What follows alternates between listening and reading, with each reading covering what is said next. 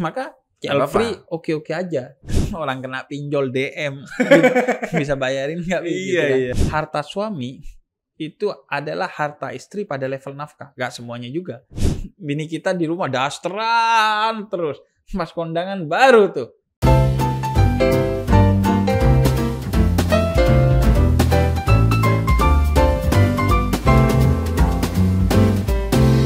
Kalau tadi ngomongin soal gimana supaya cepat punya anak. Ya. Sekarang juga ada lagi malah sebaliknya. Kenapa? Nggak mau punya anak. Kan Oke. sekarang ada tuh orang yang mempromosikan buy one get one free. Bukan. Oh enggak. Child free. Child free. Heeh. Child itu anak, free itu bebas. Jadi anak bebas. Aduh, anak bebas. Jadi nggak diatur sama orang tuanya ya. Nah, Iya. itu gimana Bib sebenarnya? Konsep child free pada dalam hukum Islam tuh gimana sih? Islam itu kan disebutnya agama fitrah, agama yang sesuai dengan nilai-nilai kemanusiaan kita. Sangat menghargai diri kita sebagai manusia. Sehingga bahkan ada cerita beberapa ulama seperti Ibnu Taimiyah, Imam Nawawi itu yang seumur hidup tidak menikah. Ulama yang jomblo. Jomblo. Iya, jadi seumur hidup karena mengutamakan ilmu ketimbang Pribadi menikah. lah. Iya. Jadi ada kemaslahatan atau kemanfaatan yang lebih besar yang beliau pertimbangkan dan perjuangkan ketimbang kemaslahatan dan kemanfaatan bagi dirinya. Selama dia bisa mengontrol nafsunya tanpa dengan menikah ya nggak ada masalah. Makanya banyak ulama yang melakukan itu. Apalagi kalau dia merasakan kalau gua paksain menikah akan ada kemudorotan, keburukan, kerusakan yang terjadi pada gua, pasangan gua atau calon generasi selanjutnya dari pasangan gua dan pasangan gua ini. Nah, maka mereka memutuskan nggak nikah. Begitu juga soal punya anak. Kalau memang ada masalah-masalah yang baik bersifat biologis, kemudian psikologis, dan yang lainnya yang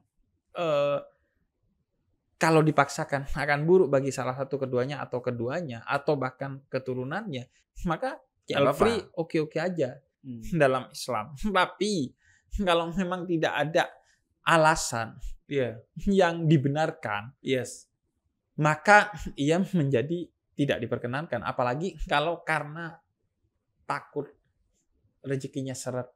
Nah itu lu bisa disebut menghina Tuhan gitu. Iya. Apa ya, bisa bilang suuzon aja gitu berarti kan artinya kan kalau gitu kan. Atau yaudah gue pengen aja memutuskan untuk child free. Dan ya, sederhananya gini deh. Kalau Nabi Adam punya pikiran gitu kan repot juga ya. Habis manusia sudah nggak ada lagi dong. Jadi gitu lo nggak bisa hanya memikirkan secara subjektif karena lo nggak pengen, kemudian lo nggak merasa bertanggung jawab untuk menjaga generasi penerus umat manusia ini. Karena lo juga punya tanggung jawab etis untuk menjaga kelangsungan hidup manusia. Tapi juga jangan banyak anak banyak rezeki padahal lo nggak punya harta atau kesiapan untuk punya psikologis atau pendidikan untuk merawat anak itu. Jadi ya pada akhirnya lo harus mempertimbangkan semuanya secara serius. Punya anak, nggak punya anak, berapa anaknya, itu semua adalah pertimbangan serius yang tidak boleh diambil oleh salah satu dari keduanya aja, tapi kesepakatan dari keduanya. Nggak bisa juga ceweknya yang memutuskan nggak mau punya anak atau suaminya yang memutuskan untuk punya anak banyak, nggak bisa. Itu harus satu suara dong berarti dong. Iya, karena tadi rumah tangga itu kan kebersamaan. Iya, kalau istri yang nggak mau, suaminya yang mau, ntar buka cabang ya. Iya, repot juga kan akhirnya. Iya, ya berikutnya ada lagi nih. Assalamualaikum. Waalaikumsalam. Mau tanya PIN ATM Habib. Jangan. Mau tanya dalam rumah tangga, ekonomi keluarga pas-pasan. Manakah yang harus diutamakan? Nah, ini bagus nih, Bib. Yeah. Memberi orang tua atau keluarga sendiri saja. Karena sekarang nih banyak, Bib, kalau orang bilang tuh generasi sandwich ya. Itu nggak tahu isi tuna apa isi ayam ya biasanya. Pokoknya katanya generasi di mana harus membiayai anak tapi masih harus membiayai orang tua juga. Iya. Nah, ini gimana Bib kalau begini, Bib? Iya, kalau lu pendakwah bahkan bisa jadi generasi lapis lu. Lapis. Bukan cuman sandwich, lapis. Membiayai umat, membiayai anak yatim. Iya, pada mana tuh orang kena pinjol DM bisa bayarin nggak? Iya, nggak cuma. Makanya gue aja bikin yayasan namanya Yayasan Pemuda Tersesat tuh, buat ngurusi anak muda yang tersesat tuh. Iya, nah, Imam Nawawi itu bahas soal itu. Mana yang harus lebih diutamakan jika memang tidak ada pilihan kecuali harus salah satunya ya. Kalau masih bisa dibagi secukupnya walaupun minim, maka sebaiknya keduanya diurusi oleh kita. Tapi kalau memang harus memilih salah satu dari keduanya, orang tua atau istri, Islam mengajarkan untuk memilih istri. Tapi jangan sampai orang tua tahu atau sakit hati. Lo rahasiain, nggak usah jangan ngomong malah lah.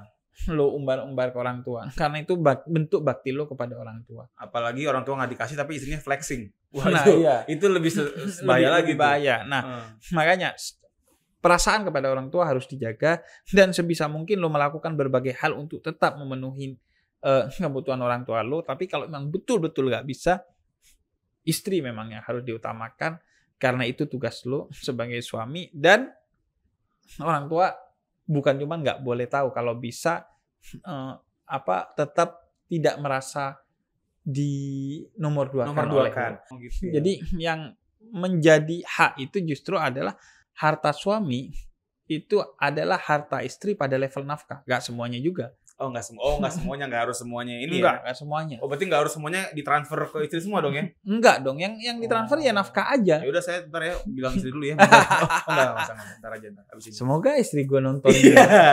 Semoga ya, gitu ya deh ya. Jadi yang kewajiban adalah nafkah.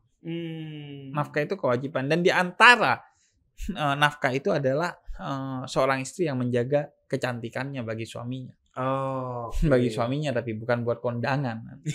Iya, kadang kan bini kita di rumah dasteran terus, pas kondangan baru tuh cantik. Cakep. Sekalian Bib, kan gitu. Kan sekarang perempuan pengen terlihat cantik ya, ke semua orang ya. Tapi ada yang bilang katanya cantiknya istri itu cuma boleh suami yang nikmatin. Iya, enggak, yang paling utama adalah untuk suami kecantikan istri. Kalau diumbar buat luar malah dosa dia. Tapi istri juga harus menjaga penampilan di luar, karena itu bagian dari bentuk syukur dia atas nikmat yang dikaruniakan Tuhan kepada dia, dan Tuhan itu mencintai keindahan dan dia maha indah. Tapi intinya tadi gini, Bib. Intinya adalah kalau istri pengen terlihat cantik secukupnya, keluar nggak apa-apa dong. Nggak apa-apa. Jadi nggak usah juga jalan ke mall pakai helm proyek, itu nggak usah. Iya, ya, masih dandan nggak apa-apa, tapi jangan berlebihan ya. Oke, ini adalah dan yang pasti salah kalau dia berlebihan di luar, pas sama suaminya dasteran. Terbalik dong. Jadi harusnya di rumah pakai helm proyeknya. Enggak dong. Tetap helm proyek. Cantik di rumah, ya di luar biasa aja. Iya, secukupnya. Yang penting tidak sampai membuat Islam kelihatan jorok. Kelihatan nggak menjaga diri, kelihatan nggak bersyukur. Iya. Pada batas itu aja elok. Oke, tadi kan kita udah banyak ngobrol nih, Bib. Iya. Gue nanya mulu kan. Sekarang gantian, Bib. Habib nanya gue nih ya, di silat, konsultasi kilat. Ada mau nanya apa, Bib? Monggo. Oke, gue pertama nanya gini. Kan ini bulan Ramadan. Nah, sebagai seorang Muslim, kita meyakini dari para ulama-ulama kita bahwa puasa itu menyehatkan. Ya. Sumu tasihu, berpuasalah maka kamu sehat. Nah, gue pengen tahu kalau secara medis itu pernyataan itu benar apa enggak? Oke, jadi gini Bib, sebenarnya tergantung lagi dengan bagaimana pola hidup orang ini saat berpuasa. Oke. Karena kadang-kadang begini Bib, ada orang puasa, tapi begitu buka puasa, takjilnya aja nasi padang 2 bungkus. Iya. Iya kan, ada yang benar-benar tuh akhirnya begitu buka tuh balas dendam, dan ini jadi nggak sehat sebenarnya. Iya, dan itu memang nggak boleh dalam agama. Iya, harusnya nggak boleh kan, karena banyak banget orang tuh akhirnya apa ya, kan udah puasa seharian nih gitu kan, begitu buka segala macem dihajar, udah kayak nggak makan dari PAUD lah. Gitu. Iya kan, balas dendam. Jadi langsung semuanya. Jadi sebenarnya bisa dibilang puasa menyehatkan. Karena apa? Kalau bahasa gampangnya orang bilang detox. Bahasa gampangnya Bib ya, meskipun memang di kedokteran sebenarnya aku pribadi nggak terlalu pakai istilah detox, karena kita udah punya fungsi detox sendiri, liver kita, ginjal kita kan emang fungsinya detox. Tapi dengan kita puasa, yang ngerokok jadi nggak ngerokok, atau jarang ngerokoknya. Yang biasa kalau pagi-pagi siang-siang terik minum yang manis-manis, yang seger-seger, yang gulanya tinggi, jadi enggak. Gitu. Jadi secara kita ngatur makan gitu kan, belum bicara juga tadi ada tanda kutip detoksifikasi, yang jadi kita nggak lagi masukin zat-zat yang nggak sehat ke dalam tubuh kita, bagus banget. Tapi ada lagi Bib, banyak orang yang puasa itu akhirnya jadi mager. Iya. Ini juga nggak boleh sebenarnya. Tidur ibadah kan, padahal nggak ada tidur mah. Iya, tidur ibadah untuk menjauhi kemaksiatan. Kalau enggak ya seharusnya lu berkegiatan yang positif. Itu termasuk olahraga, Bib. Termasuk olahraga. Iya, jadi memang gue juga nganjurin kalau misalnya kita lagi puasa, udah bagus nih makannya, takjil nggak balas dendam, nggak jorok, nggak sembarangan. Tapi juga kalau bisa pas lagi sehari-harinya itu, hariannya tetap aktif gerak. Bahkan kalau bisa olahraga, meskipun memang awal-awal puasa mungkin agak berat ya. Iya. Kan kayaknya lemes banget gitu kan.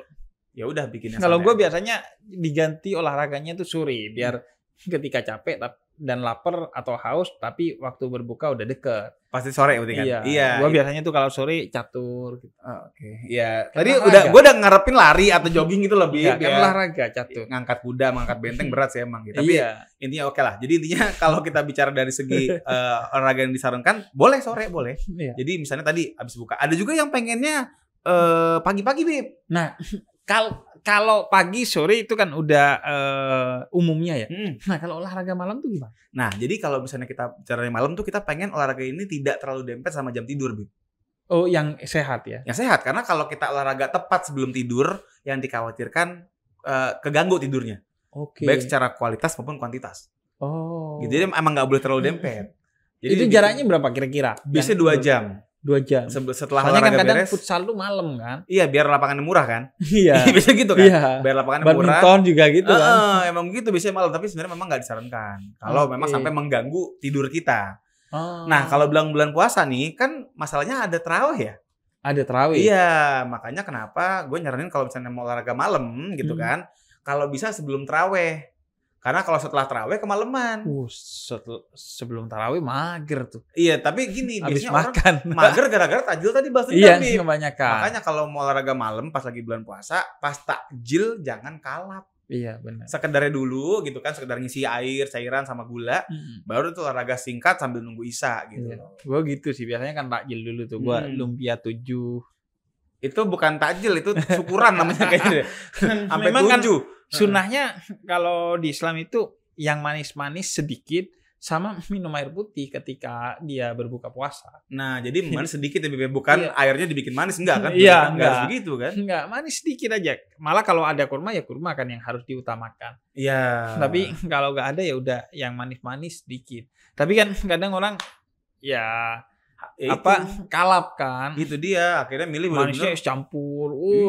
Satu gelas gede gitu kan. Iya, makanya akhirnya malah kembung kan. Akhirnya kalau udah kayak gitu kan mau nggak mau begah tuh. Iya. Nggak bisa kan begitu nunggu isya dipakai untuk olahraga. Makanya kenapa kita menghindari yang model begitu, Bib. Oke. Jadi jangan sampai kita malah kebanyakan takjil, akhirnya udah keburu isya baru enak ya kan, mesti sholat isya. Iya, kan kalau kita masalah gini, kalau kita isya abis itu taraweh mau olahraga jam berapa gitu. Iya, benar. Belum main selepetan sarung dulu. Iya. Iya. Kan gitu ya, orang kan habis tarawih selepetan sarung kan. Selepetan sarung. Belum ini ngantri tangan khotib. Iya. Buat tugas sekolah. Benar. Nah itu, jadi belum lagi yang suami istri juga kan. Apa tuh? Sempet-sempetin.